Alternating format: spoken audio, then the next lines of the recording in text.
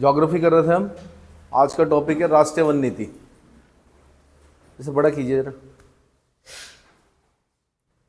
1894 याद रखना आपने। इसमें भारत में सबसे पहले ब्रिटिश सरकार ने 1894 में एक वन नीति अपनाई, जिसके अनुसार वनों की देखरेख के लिए विकास समिति और हर प्रांत में वन विभाग की स्थापना की गई। 1894 खास याद रखना है। क्या रखना है? ब्रिटिशर्स के समय 1894 में सबसे पहले ब्रिटिश सरकार ने वन नीति अपनाई थी। फॉरेस्ट पॉलिसी बोलते हैं इसको। वन नीति को क्या बोलते हैं? जिसके अनुसार वनों की देखरेख के लिए विकास समिति को अंडरलाइन करना है और वन विभाग को अंडरलाइन करना है। विकास समिति, वन विभाग, ऊपर कीजिए। स्वतंत्रता प्राप्ति के पश्चात एक नवीन नीति की आवश्यकता अनुभव की जाने लगी, तो सरकार ने सर्वप्रथम 1950 में केंद्रीय one board, central board of forest की स्थापना की। को हाईलाइट कीजिए। सेंट्रल बोर्ड ऑफ फॉरेस्ट्री की स्थापना कब की गई? 1950 में की गई। सेंट्रल बोर्ड ऑफ फॉरेस्ट्री की स्थापना कब की गई? 1950 में की गई। इस बोर्ड की सिफारिशों के आधार पर 31 मई 1952 को केंद्रीय सरकार ने वनों के संबंध में एक नवीन नीति की घोषणा की। 31 मई 1952 को केंद्र सरकार ने वनों के संबंध में एक नवीन नीति को हाईलाइट करना है कि घोषणा की, जिसके प्रस्ताव में यह स्वीकार किया गया कि वन अब कृषि के दास मात्र नहीं है, बल्कि वे कृषि भूमियों की उत्पादकता को बनाए रखने और उसे बढ़ाने के लिए वन नितांत आवश्यक है।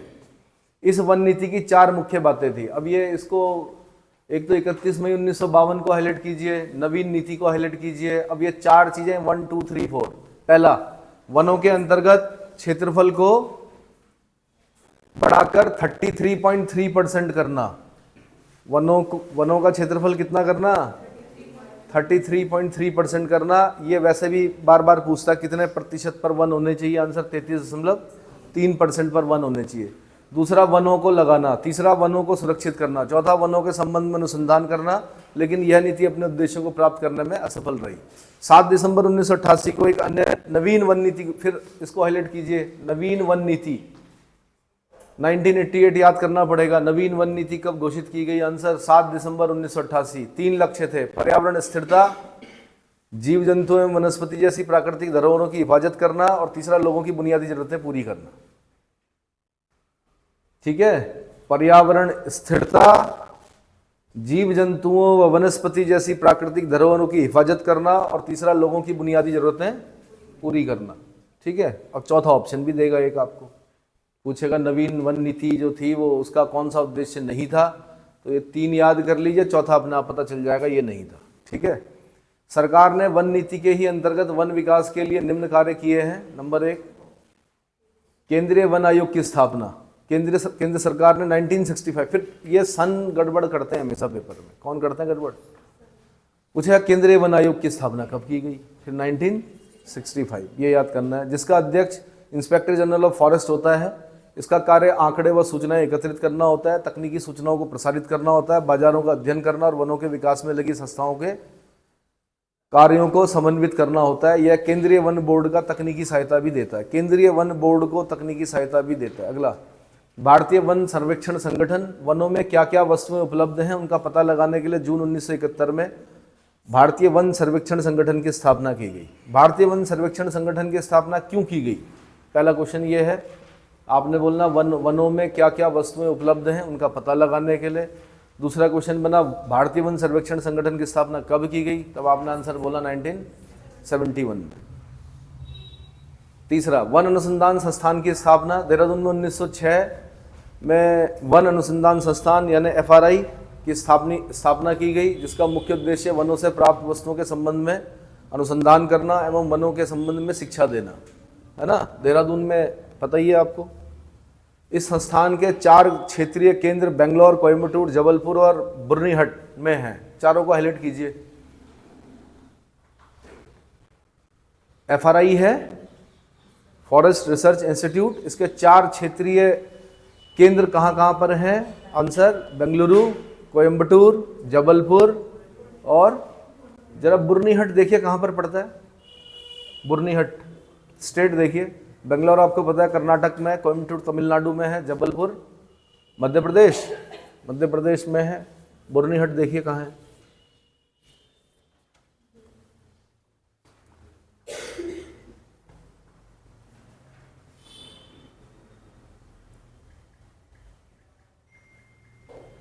यह संस्था वन रक्षकों एवं राज्य सरकारों के वन विभाग के अधिकारियों को प्रशिक्षण देने का कार्य करती है। बुरनीहट मिला। अगला, काष्ठ कला प्रशिक्षण केंद्र की स्थापना। राज्य सरकारों के अधिकारी एवं अन्य कर्मचारियों को लकड़ी काटने का प्रशिक्षण देने के लिए 1965 में देहरादून में एक काष्ठ कला प्रशिक्षण केंद्र स्थापित किया गया। यह संस्था लकड़ी प्राप्त करने के आधुनिक तरीकों के विभिन्न पहलुओं के संबंध में प्रशिक्षण देती है। काष्ठ कला प्रशिक्षण केंद्र कहाँ है? आंसर देहरादून में है। कब स्थापित किया गया? आंसर 1965 में स्थापित किया गया। अगला, बुरनीहट मेघालय में, ठीक है, लिख दीजिए भाई वहां पर मेघालय लिख दीजिए, बुरनीहट मेघालय। अगला, राज्य वन विकास निगमों की स्थापना। राज्यों के द्वारा वनों को ठेके पर उठाया जाता है और फिर ठेकेदार वनों से लकड़ी आगे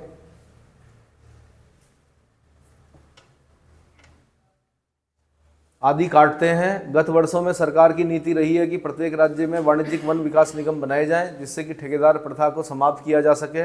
अब तक 19 राज्यों में विकास निगम बन चुके हैं। अगला, वन महोत्सव, बहुत इंपॉर्टेंट क्वेश्चन पूछा है। किसने शुरू किया था? के.एम. मुंशी ने। कब से शुरू किया था? 1950 में। अधिक वृक्ष लगाओ आंदोलन भी बोलते हैं इसको। क्या बोलते हैं? अधिक वृक्ष लगाओ आंदोलन, वन महोत्सव, के.एम. मुंशी, 1950। क्वेश्चन बनता है, वनडे एग्जाम का प्रिय प्रश्न रहा है, कई बार पूछा जाता है। ठीक है, के.एम. मुंशी याद रखना है, सन याद रखना है, और इसका दूसरा नाम अधिक वृक्ष लगाओ आंदोलन, जिसका नाम वन महोत्सव रखा गया। इस आंदोलन का उद्देश्य मानव द्वारा निर्मित वनों का क्षेत्रफल बढ़ाना व जनता में वृक्षारोपण की प्रवृत्ति पैदा करना है। यह आंदोलन अभी चालू है। प्रतिवर्ष पूरे देश में 1 जुलाई से 7 जुलाई, इसको हाईलाइट कीजिए, कब मनाया जाता है वन महोत्सव? 1 जुलाई से 7 जुलाई तक वन महोत्सव कार्यक्रम मनाया जाता है। 1 जुलाई से 7 जुलाई तक वन महोत्सव कार्यक्रम मनाया जाता है। अगला, भारतीय वन प्रबंधन संस्थान। मैनेजमेंट, प्रबंधन बोलते हैं मैनेजमेंट को, संस्थान बोलते हैं इंस्टीट्यूट को। भारतीय मतलब इंडियन, वन मतलब फॉरेस्ट, है ना। 1978 में स्वीडिश इंटरनेशनल डेवलपमेंट एजेंसी के सहयोग से भारतीय वन प्रबंधन संस्थान नामक एक संस्थान अहमदाबाद को हाईलाइट कीजिए। क्वेश्चन जब बनेगा तो एक तो ये पूछेगा कब, तब आपने बोलना 1978। दूसरा पूछेगा कहाँ, आपने बोलना अहमदाबाद। भारतीय वन प्रबंधन संस्थान, जिसका कार्य कर्मचारियों को वन संसाधन प्रबंध की आधुनिक व्यवसाय संबंधी बातों की जानकारी देना। अगला है भारतीय वन प्रबंधन संस्थान, पूछेगा कहाँ, आंसर भोपाल। इसी में गड़बड़ होता है, वन देखते हो आप देहरादून, जरूरी नहीं है कि सारी चीजें वनों से संबंधित देहरादून में हो। वन प्रबंधन, भारतीय वन प्रबंधन संस्थान संसाधन संस्थान भोपाल, ऊपर क्या था?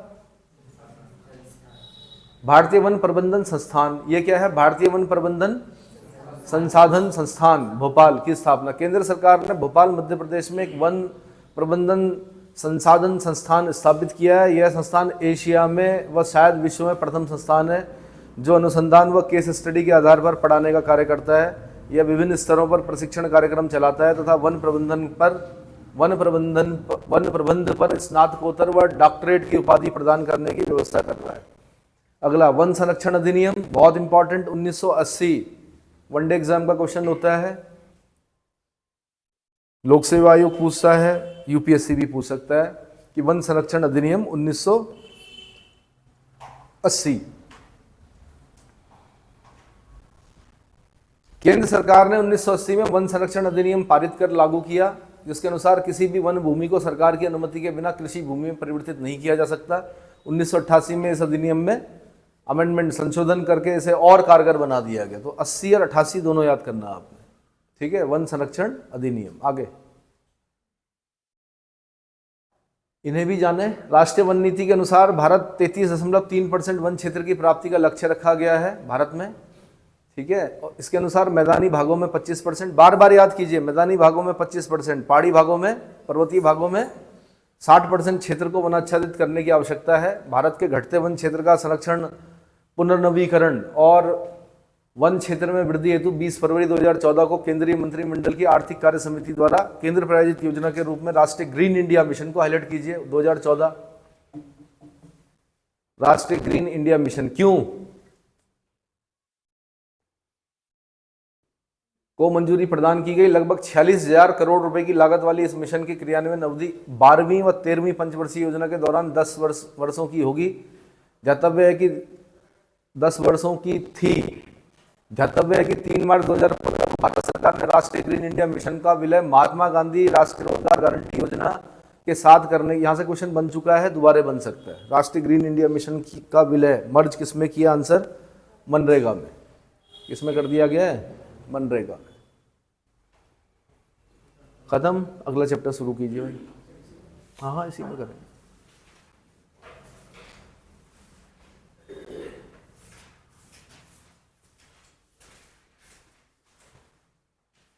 अगला चैप्टर है जल संसाधन और बहुउद्देशीय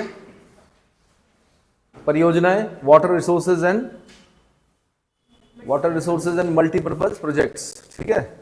जल ऑक्सीजन और हाइड्रोजन का यौगिक है, सभी को पता है, H2O। पौधों में 50 से 75% तथा मनुष्य के शरीर में लगभग 57 से 65% भाग जल है। हमारे शरीर में लगभग 57 से 65% भाग क्या है? जल है। उस जल को निकाल दो तो मम्मी बन जाएगी। मम्मी बनाने की जो तरीका था वो यही था कि शरीर का सारा जल निकाल दो, क्या बन जाएगा? वो जो मिस्र वालों ने 5000 साल पहले बना दिया, या जिसे अचार बोल सकते हो आप। अचार डालते हैं किसी भी चीज़ का, अचार में क्या करते हैं हम? उसका जल निकाल देते हैं। आम काटे, उसको धूप, उसमें नमक डाला, उसका सारा पानी निकाला, उसको सुखाया, उसमें तेल में डाल के, तो बहुत लंबे समय तक क्या प्रिजर्व रहता है ना। पृथ्वी के समस्त क्षेत्रफल यानी 51 करोड़ वर्ग किलोमीटर के लगभग 71% भाग पर, यानी 36 करोड़ वर्ग किलोमीटर जल का विस्तार है। मतलब लगा लो कि 1/3, अगर 75, वैसे 71 है, पर अगर मैं 1/3 मानूं इसे, पानी है, फिर भी पीने के पानी की कमी है। जो फ्रेश वाटर है उसकी क्या है? कमी है। इस प्रकार जल एक प्रमुख प्राकृतिक संसाधन, मनुष्य के मूलभूत आवश्यकता और एक बहुमूल्य राष्ट्रीय संपदा है। इसलिए जल संसाधनों का अधिकतम विकास और कुशल उपयोग अत्यंत महत्वपूर्ण है। आगे, जल संसाधन के 2 प्रमुख स्रोत हैं, एक धरातलीय यानी सरफेस, दूसरा भूमिगत यानी ground water resources. Surface water resources और ग्राउंड वाटर रिसोर्सेज। धरातलीय जल संसाधन में देखते हैं, नदियां धरातलीय जल संसाधन का प्रधान स्रोत हैं। देश में नदी प्रणाली का औसत प्रवाह 1869 बिलियन क्यूबिक मीटर अनुमानित है। इसको अलर्ट कीजिए, 1869 बिलियन क्यूबिक मीटर अनुमानित है। इसमें उपयोग में लाए जाने वाला सतही जल 690 बिलियन क्यूबिक मीटर है, यानी 1/3, 6×3 = 18 होता है, तो 690 खाली क्या करते हैं? उपयोग में लाते हैं। कुल धरातलीय जल का 32%। भारत के प्रमुख नदी बेसिनों में उपलब्ध जल संसाधनों की मात्रा अधोलिखित तालिका में प्रदर्शित की गई है।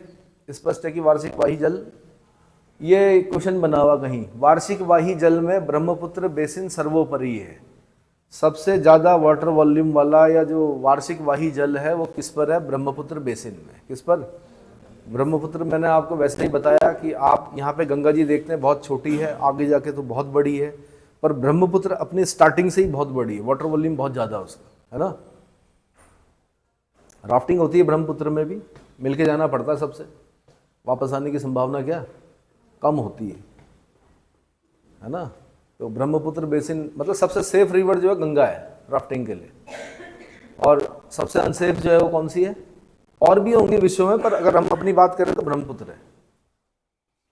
वार्षिक वाही जल में ब्रह्मपुत्र बेसिन सर्वोपरि है, किंतु इसका अधिकांश जल अनुपयोगी है तथा व्यर्थ चला जाता है। वहीं जल की दृष्टि से गंगा बेसिन द्वितीय स्थान पर है। गंगा बेसिन क्या है? 2nd नंबर पर है, किंतु उपयोग की दृष्टि से उपयोग योग्य जल तथा भंडारण की दृष्टि से प्रथम स्थान पर है। गोदावरी, कृष्णा, महानदी तथा नर्मदा औसत वाही जल का उपयोग योग्य प्रवाह की दृष्टि से क्रमशः घटते हुए क्रम में अवस्थित है। यानी उसके बाद पहले ब्रह्मपुत्र, पहले कौन हो गया? भंडारण की दृष्टि से प्रथम स्थान पे गंगा वाला हो गया, फिर गोदावरी, कृष्णा, महानदी, नर्मदा, है ना, औसत वाही जल तथा उपयोग योग्य प्रवाह की दृष्टि से। औसत वाही जल में सबसे ज्यादा क्या, ब्रह्मपुत्र है, दूसरे नंबर पे गंगा है, तीसरे नंबर पे गोदावरी है, कृष्णा है, महानदी है, नर्मदा है, क्रम सीक्वेंस लगा हुआ है, ठीक है। केंद्रीय भूमि जल board, central ground water board के अनुमान से में देश में जल का वार्षिक दोहन योग्य विभव 42, ये विभव वाला यूपीएससी का क्वेश्चन कभी किसी जमाने में पूछा हुआ, उस समय भी लगभग इतना ही था। विभव 42.3 मिलियन हेक्टेयर मीटर है। वार्षिक दोहन योग्य विभव, विभव बोलते हैं पोटेंशियल को, पोटेंशियल को ही बोलते हैं विभव, 42.3 मिलियन।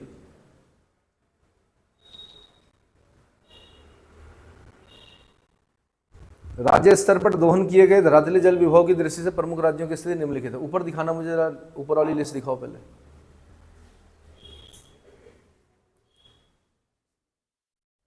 गंगा 25-25 किलोमीटर, कभी इसकी लंबाई भी पूछी हुई है भारत में, है ना। जल ग्रहण क्षेत्र अगर हम देख रहे हैं वर्ग किलोमीटर में, नदी विभव विसर्जन क्यूबिक मीटर में तो 86, जबकि ब्राह्मणी वैतरणी प्लस में लिखा हुआ, ठीक है। औसत वार्षिक बहाव भूमि जल को छोड़कर 525 और अनुमानित, मतलब गंगा का याद करना है, एक आपने किसका याद करना है, जल ग्रहण क्षेत्र 194 413, ऊपर करना जरा। ये लगा रखे ना इन्होंने स्टार, यहाँ से क्वेश्चन बने हुए हैं, गोदावरी से क्वेश्चन बना हुआ, कृष्णा से क्वेश्चन बना हुआ, ये वाला क्वेश्चन जो बोल्ड लेटर्स में लिखे हुए हैं, इस डेटा को याद करने की कोशिश करना। मैंने कहा वैसे तो डेटा याद करने में बहुत सारा डेटा हो जाता है, लेकिन कुछ खास सबका नहीं बोल रहा हूँ मैं। गोदावरी कृष्णा जो पूछे जा चुके हैं, दोबारा चांसेस होते हैं उनके पूछे जाने की, ठीक है।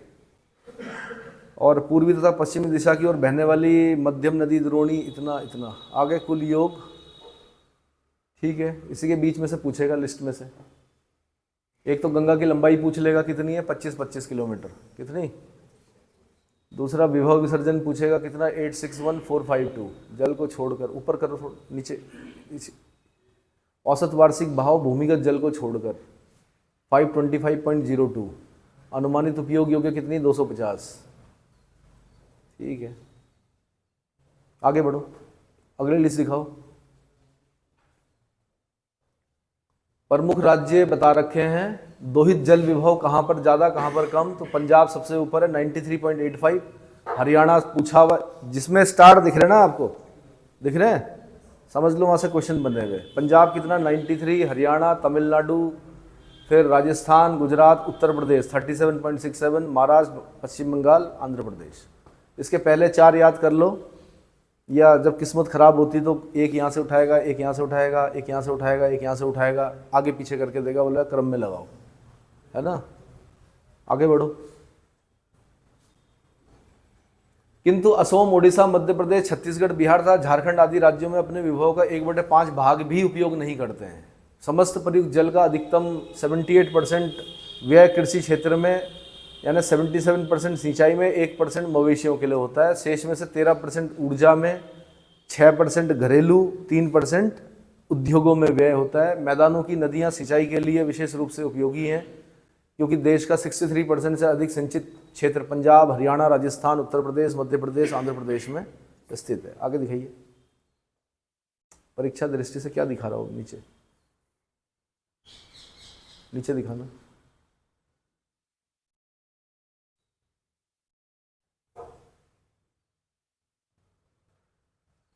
अब ये ऐसे जब क्वेश्चन पूछता है ना, तब दिक्कत होती है। समेकित जल संसाधन प्रबंधन के राष्ट्रीय आयोग NCIWRD की रिपोर्ट अनुसार देश में वर्षा के माध्यम से प्रतिवर्ष कितने बिलियन क्यूबिक मीटर जल प्राप्त होता है, तो 4,000 बिलियन क्यूबिक मीटर। ये क्वेश्चन दिक्कत करने वाले होते हैं, पर एक बार आपकी निगाह के आगे से क्या होने चाहिए, गए हुए होने चाहिए, क्योंकि डेटा है पूरा। मतलब 4000, 1700, 1000, ये याद करने, याद मतलब 4 ऑप्शन जब आते हैं तो हल्का सा ध्यान आ जाता है कि हमने ये पढ़ा था, है ना। आगे बढ़ो। एक ये वाला क्वेश्चन आ रखा, जल संरक्षण वर्ष किस रूप में मनाया था, 2013 को, ठीक है। 2013-14 में जो क्वेश्चन बने होंगे वो 2013 वाले बने, किस रूप में मनाया जी जल संरक्षण वर्ष में। भारत का वह राज्य जिसका भूमिगत जल का स्तर सर्वश्रेष्ठ है, हिमाचल प्रदेश। ये क्वेश्चन बन सकता है ना। और राष्ट्रीय स्तर पर प्रति व्यक्ति जल की उपलब्धता कितना है, ये प्रति व्यक्ति जल की उपलब्धता कितनी है, तो 1545 क्यूबिक मीटर। अगर मैं बनाता तो मैं यहां से क्वेश्चन पूछता, कहां से, प्रति व्यक्ति जल की उपलब्धता कितनी है। अगर मैं पेपर बनाता तो मैं यहां से क्वेश्चन पूछता 1545 क्यूबिक मीटर, लेकिन ये 2011 का आंकड़ा है, उसके बाद शायद अध्ययन नहीं किया गया, इसलिए नया डेटा मतलब नई चीज नहीं पता चली। क्योंकि धीरे धीरे क्या हुआ, धीरे धीरे जरूरतें बढ़ी हैं मनुष्य की। क्या बढ़ी है, देश में सतही जल प्रवाह कितना है, भारत में कितनी मात्रा में भूजल उपलब्ध है, जवाहरलाल नेहरू ने किस आधुनिक भारत, ये क्वेश्चन बना हुआ भी, जवाहरलाल नेहरू ने किसे आधुनिक भारत के मंदिर की उपमा दी है, बहुउद्देशीय परियोजनाओं को, है ना, ये वाला क्वेश्चन बना हुआ है। किन समुद्र क्षेत्रों में समुद्री जल का अंतः प्रवेश हुआ है, तटवर्ती क्षेत्रों में, फिर भी चेन्नई सूख गया नीचे, ग्राउंड वाटर क्या है, गायब हो गया। आगे, आधुनिक सिंचाई प्रणाली के जनक की उपमा भारत में किसे प्रदान की जाती है, आधुनिक सिंचाई प्रणाली का जनक, यहाँ से क्वेश्चन बना हुआ है, किसे बोला जाता है, मोक्षगुंडम विश्वेश्वरैया, है ना। किताब का नाम बताइए, एम विश्वेश्वरैया ने किताब लिखी थी, बताइए। बहुत इंपॉर्टेंट बुक है, कई बार क्वेश्चन पूछा जा चुका है। इकोनॉमिक हिस्ट्री ऑफ इंडिया, नहीं कुछ और है, एम विश्वेश्वरैया की किताब है।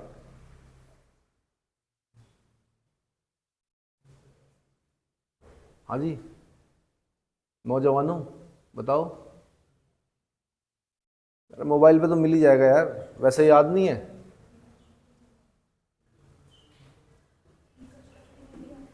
हाँ, रिकंस्ट्रक्टिव इंडिया, और भी है कुछ, ढंग से देखो, एम विश्वेश्वरैया।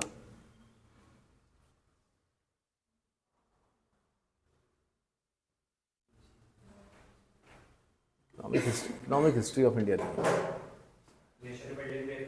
हाँ जी,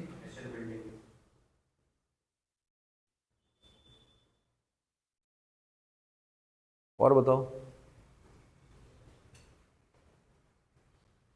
इनकी कहीं किताब देखी है मैंने, आंसर में मोक्षगुंडम विश्वेश्वरैया, जो जितनी भी किताबें आपने बताई अभी तक वो उनमें से नहीं है, अभी मैच नहीं किया sound. Plan economy in India किसने लिखी, एम विश्वेश्वरैया ने।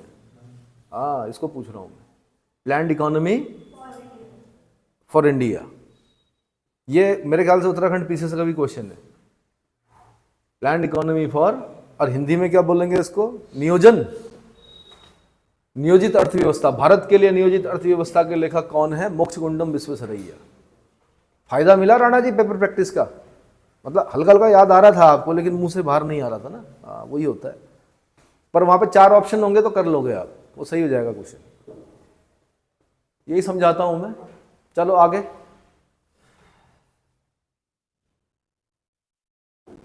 पर्वतीय क्षेत्र से बहने वाली तथा प्रायद्वीपीय पठार व नदियां विशेष रूप से जल विद्युत उत्पादन के लिए महत्वपूर्ण है।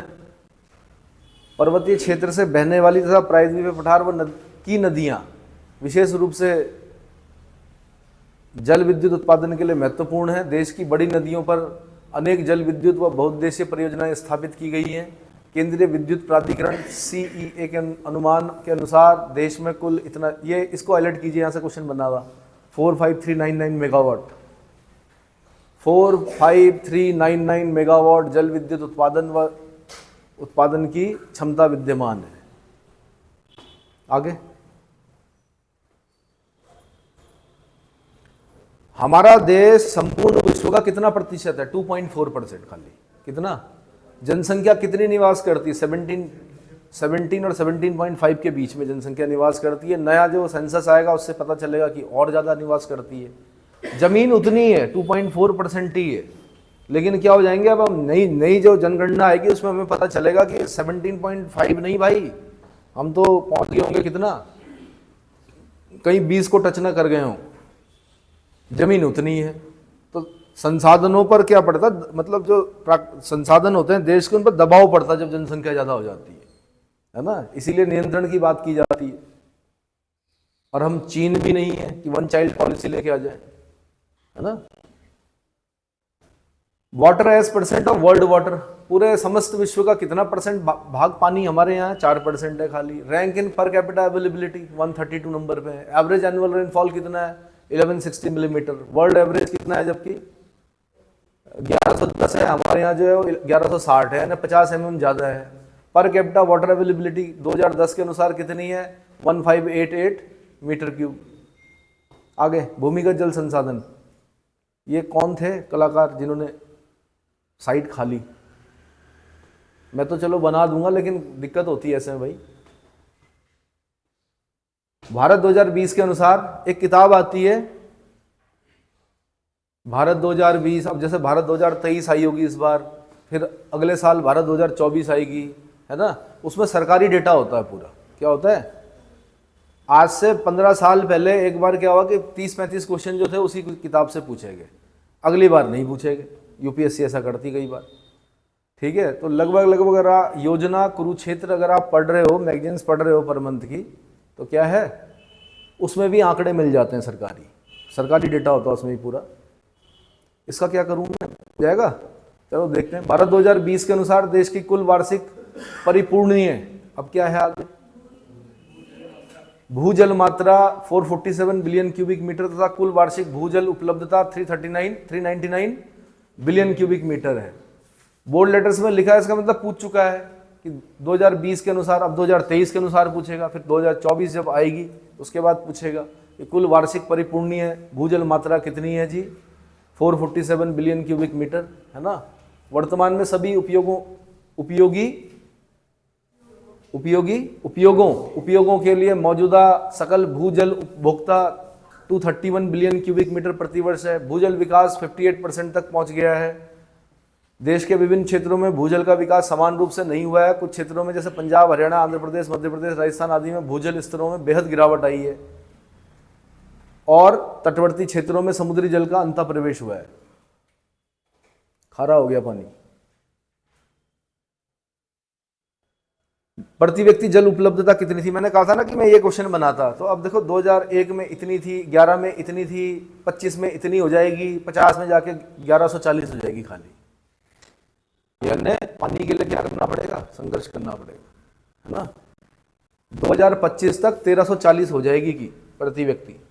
तो अब आपको लग रहा होगा कि 1545 से 1340 में क्या अंतर आ रहा है। आप लोगों पे तो नहीं आएगा उतना, ऋषिकेश वाले हो, पर अन्य जगहों पर देखिए ना भाई, महानगरों में लोग 5-5 करोड़ के फ्लैट ले रहे हैं, 3 रूम होते हैं, कमरे होते हैं, बड़े खुश होते हैं, उसी में अपना जीवन काट देते हैं और उसी का क्या कर देते हैं, वो उसी की किस्तें बढ़ते रहते हैं जीवन भर, उसके लिए काम करते रहते हैं दिन भर। लेकिन पानी अगर आप देखेंगे तो टाइम का पानी है। क्या है, टाइम का पानी है, लिमिटेड पानी है, पानी उतना नहीं है जैसे आपके यहाँ पे।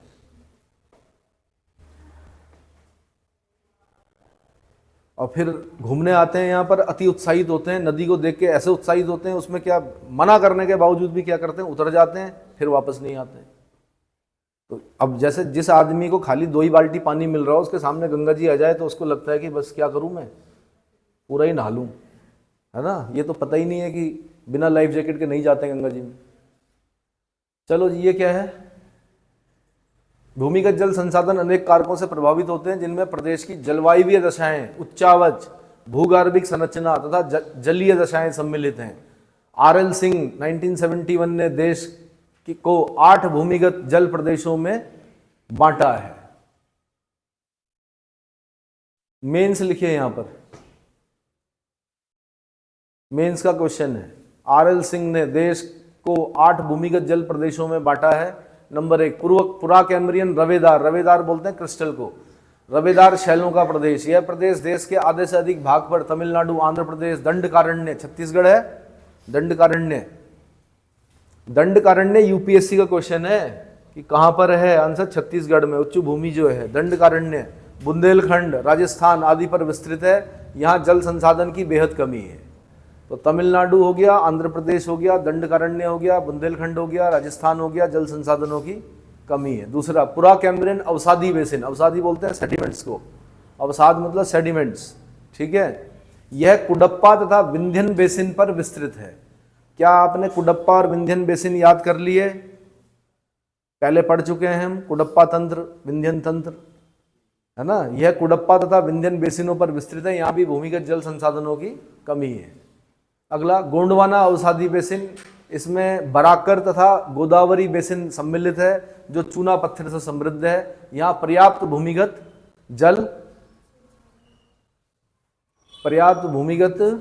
जल संसाधन, यही है भाई, यही है, उपलब्ध है।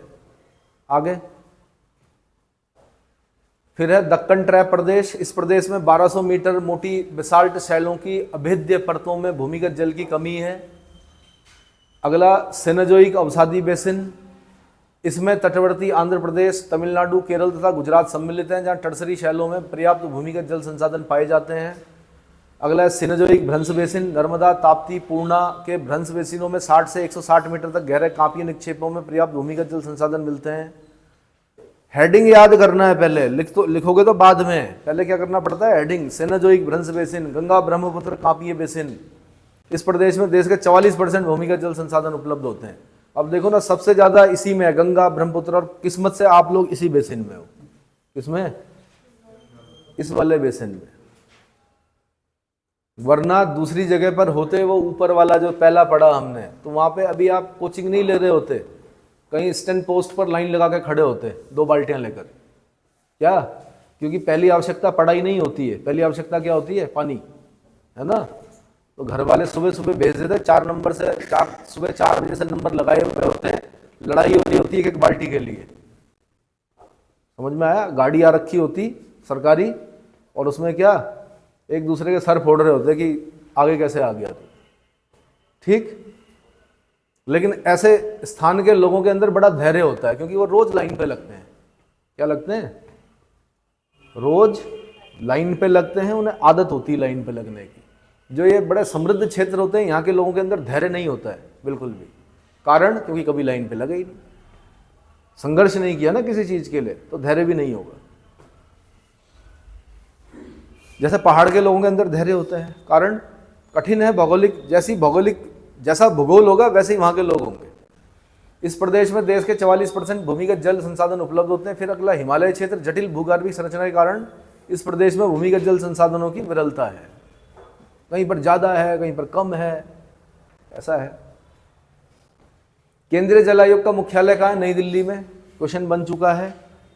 1945 में स्थापना हुई थी। केंद्रीय जल और विद्युत अनुसंधान केंद्र कहाँ है? खड़गवासला, पुणे में, जहाँ नेशनल डिफेंस एकेडमी भी है आपकी, 1916 में बना था। केंद्रीय भूजल बोर्ड कहाँ है? फरीदाबाद में है, 1970 में बना था।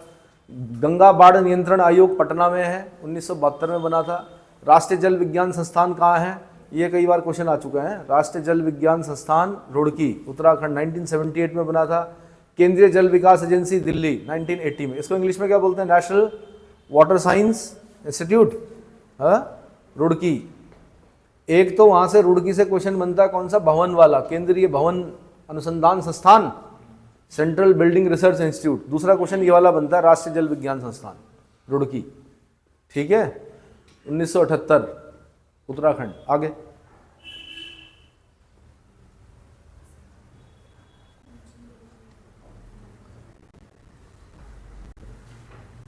ऊपर क्या है? हाँ, तो ये दर से जल उपलब्ध है कहां पर? कहां से?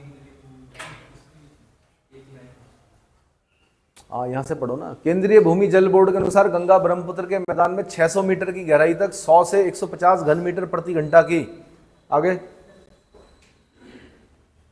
दर से जल उपलब्ध है।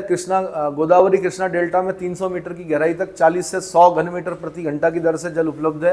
महानदी डेल्टा तथा तटवर्ती उड़ीसा में भूमिगत जल 100 मीटर की गहराई तक उपलब्ध है। आगे, और अगर जहां पे मैं रहता हूं वहां पे मुझे याद है कि यहाँ पे 2 फुट, मतलब जब बुनियाद खोदते थे ना तो पानी आता था यहाँ पर। क्या आता था? कहीं पूछना पापा से कि जब बुनियाद खोदते थे तो सबसे कठिन काम यहाँ पे बुनियाद डालना होता था। क्या होता था? अब नहीं निकल रहा है, अब 18 फुट पे है यहाँ पानी। कितने पे? और कभी सोचो कि बुनियाद खोदा, फिर उसमें पत्थर डालते थे, फिर चूना डालते थे, फिर पत्थर, क्योंकि पहले बुनियाद दूसरे किस्म से पड़ती थी, तो खोदते ही पानी। अब क्या करें, बड़ी समस्या थी। मच्छर होते थे यहाँ, मेंढक होते थे यहाँ, है ना, बगुले आते थे, मछली आती थी, नहरें थी यहाँ पर छोटी छोटी, बौला बोलते हैं जिनको, ठीक है। इसीलिए यहाँ की ज़मीनें देखी होंगी आपने, टेढ़ी मेढ़ी बाउंड्री है, मतलब जब बेची गई तो बौले के हिसाब से बेची गई कि भैया ये नहर से इस नहर तक तुम्हारी ज़मीन है। अब वो नहर टेढ़ी मेढ़ी जा रही तो ज़मीन, दीवार भी कैसी होगी, टेढ़ी मेढ़ी होगी, सीधी नहीं की उस समय लोगों ने, ठीक है। तो इसका मतलब मैंने तो खुद अपने रहते हुए देखा है कि पानी डाउन हो गया, तो अभी तो 18 पे निकल रहा, पता नहीं कहाँ पे निकलेगा। पहले तो एक ही पाइप डालते थे खाली, उसी में पानी आता था हैंडपंप में, लेकिन अब क्या 2 पाइप डालने पड़ रहे हैं, 1.5 पाइप, 2 पाइप। भारत की सबसे पुरानी जल विद्युत परियोजना कौन सी है, सिंद्रपोंग या सिद्राबा? ये 1897 दार्जिलिंग, ये नए नए डेटा देते रहते हैं, है ना। पहले पढ़ा हमने क्या, शिव समुद्रम जल विद्युत परियोजना, शिव समुद्रम, फिर पता चला उत्तराखंड में हमने पढ़ा क्या, ग्लोगी। फिर नया डेटा आ रखा, भारत की सबसे पुरानी जल विद्युत परियोजना कौन सी है, सिद्रपोंग या सिद्राबा 1897 दार्जिलिंग। और उत्तर प्रदेश की सबसे लंबी नहर कौन सी है, शारदा नहर। देश की सबसे लंबी नहर कौन सी है, इंदिरा गांधी कैनाल, 649 किलोमीटर, पंजाब, हरियाणा, राजस्थान, 3 जगहों पर बहती है। किस प्रकार की सिंचाई परियोजनाओं द्वारा भारत में सर्वाधिक सिंचाई होती है, लघु सिंचाई योजना। बल्कि एक बार तो हमें बड़ा आश्चर्य हुआ कि जब पहली बार पढ़ा हमने कि कुएं से सबसे ज्यादा सिंचाई किससे होती थी, पहले कूप से। अब डेटा नया देखते हैं क्या बोलता है, किस प्रकार की सिंचाई परियोजनाओं द्वारा भारत में सर्वाधिक सिंचाई होती है, लघु सिंचाई योजनाओं द्वारा। अबोहर, भटिंडा, पटियाला, कोटला तथा घग्गर आदि नहरें किस नहर की शाखाएं हैं, सरहिंद नहर की। पश्चिमी यमुना नहर का निर्माण मूलतः किस शताब्दी में कराया गया था, 14वीं शताब्दी में, 1300 समथिंग में। किसका काल था, फिरोज शाह तुगलक का, फिरोज शाह तुगलक का कार्यकाल था। दिल्ली सल्तनत का पहला सुल्तान जिसने नहर बनाई, गयासुद्दीन तुगलक। कौन, लेकिन दिल्ली सल्तनत का वो सुल्तान जिसने सबसे ज्यादा नहरें बनाई, फिरोज शाह तुगलक। सबसे ज्यादा नहरें फिरोज शाह तुगलक, लेकिन पहली नहर जो बनाई वो किसने, गयासुद्दीन तुगलक, ठीक है। केंद्रीय भूजल प्राधिकरण ने कितने क्षेत्रों को अत्यधिक भूजल दोहन हेतु संकटापन्न क्षेत्र घोषित किया है, 20 जो क्षेत्र हैं वो अत्यधिक भूजल दोहन के कारण संकटापन्न हो गए हैं। क्या हो गए हैं, पंचेश्वर बहुउद्देशीय परियोजना किस नदी पर और किसकी परियोजना है, आंसर काली शारदा, भारत नेपाल की संयुक्त परियोजना है। हम बोल रहे हैं कि टिहरी डैम, ये सिर्फ 2400 मेगावाट मतलब की क्षमता है, 2400 मेगावाट किसकी, टिहरी की। और इसकी कितनी है भाई, अरे 50,000 तो मत बोलो यार, 50,000 तो ब्रह्मपुत्र पे भी नहीं निकाल सकते हम, 5,000 समथिंग होगा।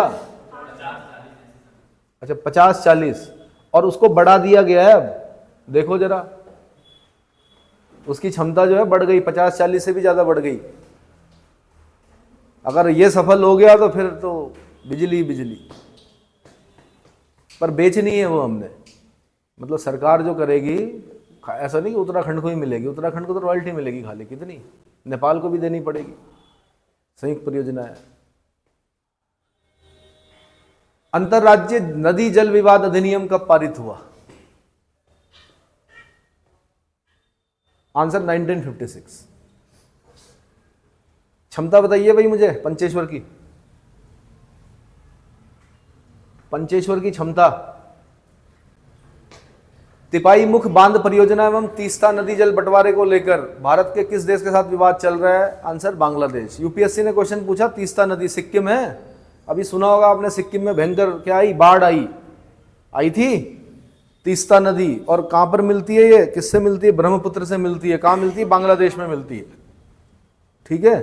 तिपाई मुख बांध परियोजना और तीस्ता नदी जल बंटवारा, ये बांग्लादेश के साथ विवाद है। भारत एवं पाक के बीच सिंधु जल समझौता कब हुआ, सिंधु जल संधि, इंडस रिवर ट्रीटी, आंसर 1960। किस परियोजना पर पाकिस्तान द्वारा उठाई गई आपत्तियों के निर्धारण के लिए विश्व बैंक ने एक तटस्थ विशेषज्ञ दल की नियुक्ति की थी बगलियार पावर प्रोजेक्ट। विश्व बैंक से आया था एक व्यक्ति, उस समय क्वेश्चन बना था ये। चलो आगे आगे बढ़िए। बॉक्स भी कर लेते हैं, पता चलता है इससे क्वेश्चन कैसे बनते हैं। पहले बॉक्स दिखा दो, बॉक्स दिखाओ, ऊपर वाला बॉक्स दिखाओ।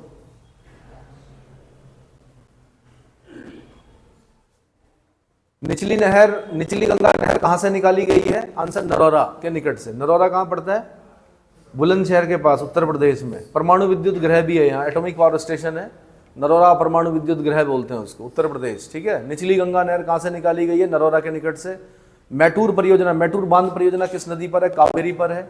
मेरठ, सहारनपुर, मुजफ्फरनगर में मुख्यतः किस नहर द्वारा सिंचाई होती है? पूर्वी यमुना नहर द्वारा। खटीमा जल विद्युत गृह किस नहर पर बना हुआ है? शारदा नहर पर, है ना। खटीमा जल विद्युत गृह शारदा नहर पर। हरिके बांध कौन सी नहर निकाली गई है? Answer Indira Gandhi canal.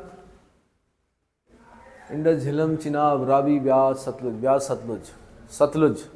जो हरिके बैरेज है उसमें जो पानी मतलब इंदिरा गांधी नहर को जो पानी दिया जाता है वो लास्ट की जो दो नदियां हैं, कौन सी? ब्यास और सतलुज का पानी दिया जाता है इंदिरा गांधी कैनाल। वैसे सतलुज का, ब्यास का। त्वरित सिंचाई लाभ कार्यक्रम AIBP, इसकी फुल फॉर्म निकालिए, एब्रीवेट है। Accelerated irrigation benefit programme. कब शुरू किया गया? 1996-97 में। जल विज्ञान परियोजनाएं 1995 किसकी मदद से शुरू की गई है? भारत सरकार, अंतर्राष्ट्रीय विकास संघ एवं नीदरलैंड। जल विज्ञान परियोजना का दूसरा चरण कब शुरू हुआ? 5 अप्रैल 2006। 5 अप्रैल 2006। जल गुणवत्ता मूल्यांकन प्राधिकरण कब गठित किया गया? आंसर 2001। कमान क्षेत्र, IS का क्वेश्चन है, कमान क्षेत्र विकास कार्यक्रम इसको बोलते हैं, फुल फॉर्म निकाल, इसको इंग्लिश में देखिए, कमान एरिया डेवलपमेंट प्रोग्राम, इसको बोलते हैं CADP। कमान क्षेत्र विकास कार्यक्रम कब शुरू किया गया था? 1974-75। ये UPSC का क्वेश्चन है। हिंदी में कमान बोल रहे हैं, इंग्लिश में कमांड बोल रहा होगा। कमांड एरिया डेवलपमेंट प्रोग्राम है ना, ठीक है। इसका सन याद करना पड़ता है, 1974-75। बहुत पुरानी योजनाएं हैं तत्कालीन सरकारों की। आगे, भारत में सिंचाई, बढ़िया भाई। योजना आयोग ने सिंचाई साधनों संबंधी योजनाओं को 3 वर्गों में बांटा है। वृहत सिंचाई योजनाएं, ये तो आपको पता ही है। पहली पंचवर्षीय योजना जब आई थी, फर्स्ट 5 ईयर प्लान, किस मॉडल पर आधारित थी? हिराल्ड डोमर मॉडल पे आधारित थी। नेहरू ने कहा भाई पहले एग्रीकल्चर और इरिगेशन, पहले क्या। दूसरी वाली जो थी वो PC महालनोबिस, महान सांख्यिकीविद जो थे उनके उस पर थी, उसमें कहा गया हैवी इंडस्ट्री, क्या कहा गया। लेकिन पहली वाली जो थी वो उसमें बड़ी बड़ी सिंचाई परियोजनाएं बनाई गई पंचवर्षीय योजना में। तो अब योजना आयोग ने सिंचाई साधनों को, प्लानिंग कमीशन ने सिंचाई साधनों संबंधी योजनाओं को 3 वर्गों में बांटा। नंबर 1 वृहत सिंचाई योजनाएं। इस वर्ग में उन सिंचाई योजनाओं और कार्यक्रमों को सम्मिलित किया जाता है जिसके अंतर्गत 10,000 से अधिक हेक्टेयर, इसको याद करना है आपने, 10,000 से अधिक हेक्टेयर की कृषि योग्य क्षेत्र, यानी कल्चरेबल कल्टीवेशन से बना होगा ना ये। कमांड एरिया CCA आता है। इस वर्ग में नहरें एवं बहुउद्देशीय योजनाएं सम्मिलित हैं। नहरें एवं बहुउद्देशीय योजनाएं सम्मिलित हैं। आगे, मध्यम सिंचाई योजनाएं, इस वर्ग में उन सिंचाई योजनाओं को सम्मिलित किया जाता है जिसके अंतर्गत कृषि योग्य क्षेत्र लगभग 2,000 हेक्टेयर से अधिक किंतु 10,000 हेक्टेयर से कम। ये UPSC के क्वेश्चन होते हैं ऐसे। कैसे? 3 स्टेटमेंट बना के देगा, पहला स्टेटमेंट ये, दूसरा स्टेटमेंट ये, तीसरा स्टेटमेंट ये। पूछेगा किससे किसके बीच में, 2,000 हेक्टेयर से 10,000 हेक्टेयर के बीच में। ये योजनाएं मध्यम आकार की होती हैं। देश में विकसित छोटी नहरें इसी वर्ग की सिंचाई योजनाओं का उदाहरण है। अगला, लघु सिंचाई योजनाएं। इस वर्ग में उन सिंचाई योजनाओं को सम्मिलित किया जाता है जिनका कृषि योग्य क्षेत्र 2,000 हेक्टेयर या उससे कम हो। 2,000 हेक्टेयर या उससे कम हो। इस वर्ग में सम्मिलित क्षेत्र को किसी वृहद या मध्यम आकार वाली योजनाओं का अंग नहीं बनाया जा सकता। इस वर्ग की योजनाओं में कुएं, नलकूप, पंप सेट, ड्रिप सिंचाई, तालाब और छोटी छोटी नहरों को सम्मिलित किया जाता है। ज्ञातव्य है कि भारत की सिंचाई का लगभग 62%, आगे बढ़ो, की आपूर्ति लघु सिंचाई परियोजनाओं से होती है। 62% लघु सिंचाई परियोजनाओं से होती है, को हाईलाइट करना है आपने। 62% लघु मतलब छोटी। ठीक है, स्वतंत्रता के बाद से आज तक भारत में कुल सिंचित क्षेत्र लगभग 5 गुना बढ़ा है। आर्थिक समीक्षा 2014-15, बहुत पुरानी इकोनॉमिक सर्वे हो गया है कि चलो फिर भी के अनुसार 31 मार्च 2013 तक 1082 लाख हेक्टेयर भूमि पर सिंचाई क्षमता का विकास किया गया था, जिसमें शुद्ध सिंचित क्षेत्र 932 लाख हेक्टेयर था, अर्थात शुद्ध बोए गए क्षेत्र यानी 141 मिलियन हेक्टेयर। शुद्ध बोया गया क्षेत्र कितना है हमारे देश में, उसके हिसाब से, किसके हिसाब से, किसके हिसाब से,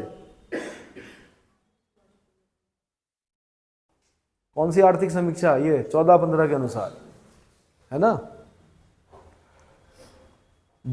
शुद्ध बोए गए क्षेत्रफल में 66% भाग पर शुद्ध सिंचाई की जाती है। कितने परसेंट पर, ये यूपीएससी के क्वेश्चन होते हैं ऐसे। शुद्ध बोया गया क्षेत्रफल इतना है, शुद्ध बोए गए क्षेत्रफल पर सिंचाई इतनी है, शुद्ध सिंचाई इतनी है। ठीक है, आगे ध्यातव्य है कि यह सिंचित क्षेत्र कुल बुआई क्षेत्रफल total cultivated area 192 million hectare का 48.5% है। आगे बढ़ो।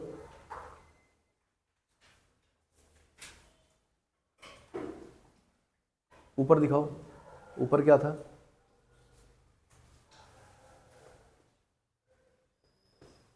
विभिन्न फसलों के अंतर्गत सिंचित क्षेत्र चावल 60% जो चावल हम उगाते हैं उस उतना सिंचित है। गेहूं में 94.2, यानी गेहूं जहां पर उगाते हैं 94.2% भाग क्या सिंचित है। गन्ना 90, इसका मतलब ज़्यादा गेहूं में होती है सिंचाई, गन्ने में कम होती है ना, और चावल में उससे कम होती है। कुल खाद्यान्न में 53, यानी जितना उत्पादन हो रहा है उसके 53 में ही सिंचित क्षेत्र है खाली। मोटे अनाज अरहर वगैरह ये देख लीजिए, अरहर में 4%, कुल दालों में 19.9, कपास में कितना 33.7। ये डेटा देखना पड़ता है, सीक्वेंस लगाना पड़ता है कि भाई सबसे ज़्यादा जो सिंचित क्षेत्र है वो किस खाद्यान्न में है, तो पता चला गेहूं में है। ठीक है, गेहूं के बाद सबसे ज़्यादा सिंचित क्षेत्र जो दिख रहा है मुझे वो गन्ने में दिख रहा है, उसके बाद मुझे चावल में दिख रहा है, उसके बाद कुल खाद्यान्न तो फिर पूरा ही हो गया ना, टोटल खाद्यान्न हो गया वो तो। चलो आगे बढ़ो, आगे बढ़ो। राष्ट्रीय लघु सिंचाई मिशन लघु सिंचाई पर गठित कार्यबल द्वारा की सिफारिशों के आधार पर जनवरी 2006 में लघु सिंचाई पर केंद्र द्वारा प्रायोजित योजना शुरू की गई। इस योजना को जून 2010 में राष्ट्रीय लघु सिंचाई मिशन नाम देकर मिशन में तब्दील किया गया। 2010 में राष्ट्रीय लघु सिंचाई मिशन, लघु सिंचाई पर गठित कार्यबल था पहले, बाद में उसको बोला गया राष्ट्रीय लघु सिंचाई मिशन। कब? 2010 में नाम देकर मिशन में तब्दील किया गया। यह योजना कृषि में जल उपयोग की दक्षता को बढ़ाने के लिए लघु सिंचाई प्रौद्योगिकी के रूप में, प्रौद्योगिकी मतलब टेक्नोलॉजी के रूप में लोकप्रिय हुई है। अगला, नवीं कृषि संगणना के अनुसार वर्ष 2010 में 10-11 में सर्वाधिक सिंचित क्षेत्रफल वाले 3 राज्य रहे। सबसे ज्यादा सिंचाई उत्तर प्रदेश, मध्य प्रदेश, राजस्थान। नवीं कृषि संगणना कब हुई थी?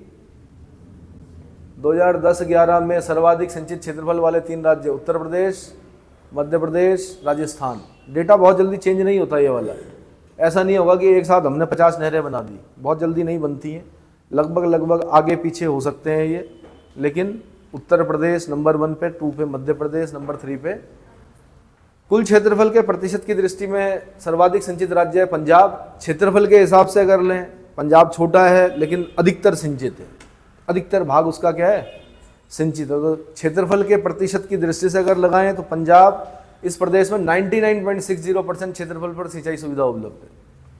इसके पश्चात क्रमशः हरियाणा, उत्तर प्रदेश, पश्चिम बंगाल, तमिलनाडु। सीक्वेंस याद रखना भाई, ठीक है। देश में सबसे कम सिंचित क्षेत्रफल प्रतिशत की दृष्टिकोण से असम में पाया जाता है। सिंचित क्षेत्रफल प्रतिशत दृष्टिकोण से असम में पाया, सबसे कम को हाईलाइट करना आपने। सिंचित क्षेत्रफल प्रतिशत कहां पर पाया जाता? असम में। 5.54% क्षेत्रफल पर सिंचाई सुविधा उपलब्ध है, सिर्फ 5.54% पर। बताओ, असम से ब्रह्मपुत्र जा रही है, जबकि क्षेत्रफल की दृष्टिकोण से अब जरूरत मेरे ख्याल से इसलिए भी नहीं पड़ी, बाढ़ आती है असम में, ब्रह्मपुत्र क्या लेके आती है? उपज अच्छी होती है, ऐसा नहीं कि उपज नहीं होती है, ठीक ठाक होता है। जबकि क्षेत्रफल के दृष्टिकोण में सर्वाधिक असिंचित क्षेत्रफल क्रमशः महाराष्ट्र, राजस्थान, मध्य प्रदेश, कर्नाटक, आंध्र प्रदेश में पाया जाता है। देश के समस्त सिंचित क्षेत्र में सिंचाई साधनों का योगदान अधोलिखित है। नवीं कृषि संगणना 2010-11 के अनुसार देश में सिंचाई का मुख्य स्रोत नलकूप। इसको हाईलाइट कीजिए। इसको देख के हम लोग बड़े, ये तो बाद का है, लेकिन जब हमने पहली बार सुना कि सबसे ज़्यादा सिंचाई नलकूपों से होती है, हम लोग सोचते थे उस जमाने में कि नहर से होती है, लेकिन पता चला नलकूपों से सबसे ज़्यादा सिंचाई होती है। उसके बाद आता है नहर का नंबर, उसके बाद कुआं, तालाब। ठीक है, नलकूपों से करोगे तो ग्राउंड वाटर तो कम होगा ही होगा, नहीं होगा। नहरों द्वारा क्षेत्रफल की दृष्टि से शीर्ष 5 सिंचित सिंचाई वाले राज्य। इतना बढ़िया बना के दे रखा उसने, खाली याद करना है आपने। प्रथम उत्तर प्रदेश, राजस्थान, मध्य प्रदेश, आंध्र प्रदेश, कर्नाटक, है ना। आगे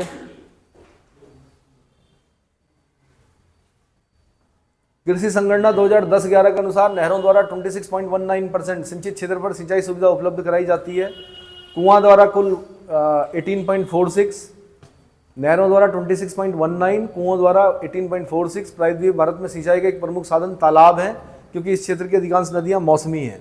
कृषि संगणना 2010-11 के अनुसार भारत में तालाब द्वारा 3.48% क्षेत्रफल, ऊपर करो, पर सिंचाई की जाती तथा अन्य साधनों द्वारा 6.71% क्षेत्रफल पर सिंचाई की जाती है। कृषि संगणना 2010-11 में अपेक्षाकृत अद्यतन economic and statistical ministry of agriculture and farmer welfare 2018 के अनुसार 2014-15 में देश में कुल सिंचित क्षेत्र का 46.21% नलकूपों से।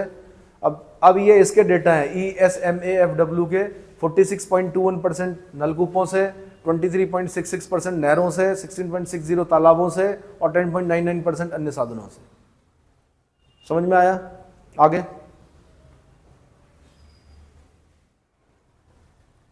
ऊपर दिखाओ, ऊपर ऊपर ऊपर नल, अरे ऊपर दिखाओ भाई, बगल वाला क्यों छोड़ रहे हो?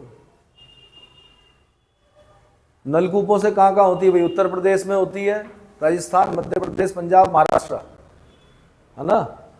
क्षेत्रफल भी बता रखा है कि सबसे ज़्यादा क्षेत्रफल वाला जो राज्य है जिसमें नलकूपों से सिंचाई होती है उत्तर प्रदेश है, दूसरे नंबर पर राजस्थान है, तीसरे नंबर मध्य प्रदेश, चौथे नंबर पे पंजाब। अगला क्षेत्रफल की दृष्टि से शीर्ष 5 वाटर टैंक सिंचित राज्य। वाटर टैंक वाले कौन से? तमिलनाडु, आंध्र प्रदेश द्वितीय स्थान पर, तृतीय स्थान पर मध्य प्रदेश, चौथे स्थान पर तेलंगाना, पंचम स्थान पे कर्नाटका।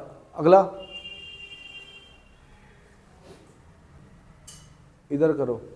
देश की प्रमुख नहरें, पंजाब में सरिंद नहर है, सतलज नदी से निकलती है, ठीक है। ऊपरी बारी दोआब नहर, नांगल बांध नहर, विस्ट दोआब नहर, भाकड़ा नहर, पूर्वी नहर। अब ये नहरों के नाम याद कर लो भाई, मतलब पढ़ लो एक बार कौन कौन सी नहरें कहाँ कहाँ पर है। हरियाणा में पश्चिमी यमुना नहर, गुड़गांव नहर। वो दिल्ली का बड़ा पंगा चलता है इनसे, हरियाणा वालों से, पानी रोक देते हैं उनका वो, है ना। उत्तर प्रदेश में पूर्वी यमुना नहर एवं आगरा नहर। उत्तराखंड में ऊपरी गंग नहर, है ना, हरिद्वार के समीप। निचली गंग नहर, नरौरा बुलंदशहर। शारदा नहर, शारदा नदी। बेतवा नहर, देख रहे हो, झांसी के समीप परीक्षा नामक स्थान से बेतवा नदी से निकलती है। कौन? बेतवा नहर। हर एक चीज पर ध्यान देना है कि यार ये तो नहीं पूछेगा बेतवा नहर कहाँ से निकलती है। परीक्षा नामक स्थान से, झांसी के निकट, बेतवा नदी से, ठीक है। बेतवा और पार्वती के बीच में भोपाल। भोपाल किसके बीच में है? पार्वती और बेतवा। फिर बिहार, ऊपर जाओ, पूर्वी सोन नहर सोन नदी से निकलती है। पश्चिमी सोन नहर सोन नदी से। त्रिवेणी नहर, ये इंपॉर्टेंट है भाई, ये क्वेश्चन देखा है मैंने। त्रिवेणी नहर कहाँ से निकलती है? त्रिवेणी घाट मत कर देना, है ना।